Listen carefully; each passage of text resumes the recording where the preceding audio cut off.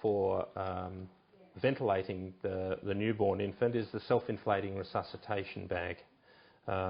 These bags will function without gas flow, and it's one of their advantages. And in fact, even without gas flow and connection to oxygen, we can still use this to ventilate the baby with room air. There's good evidence, evolving evidence, that perhaps that is the best option for the resuscitation of the flat-term newborn. And so this is a considerable advantage of this system.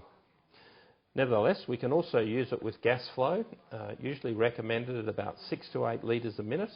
And at this gas flow, gas comes into the system here, and with release of the reservoir bag, gas is drawn into here, with gas thereafter being diverted into this gas reservoir at the back here.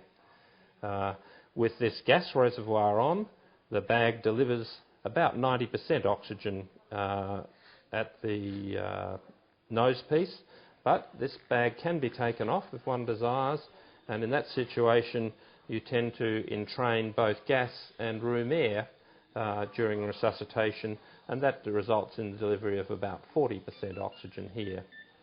So the system allows us to either ventilate the baby with room air, to ventilate with about 40%, or to ventilate with up to 90%. I'll just turn this off for a moment, and we'll just disconnect them from the oxygen. The system requires a mask. These are round masks with a flanged edge, the ladle mask. These are very getting a nice seal on an uneven surface, but there are other options such as these triangular masks with a pneumatic edge, and they similarly are useful for achieving achieving ventilation of the newborn.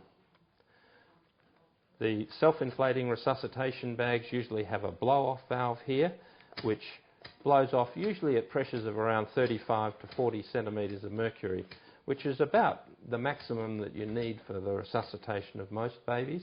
However, if one wanted to and felt the need, one can override that blow-off valve manually and can produce pressures much higher than the blow-off of 35 to 40 centimetres of water.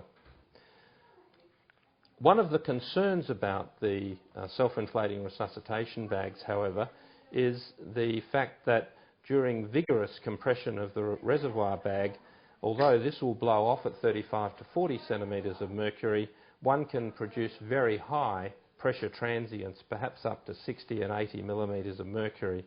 And theoretically, there are some concerns about that and the potential for injury to the newborn lung.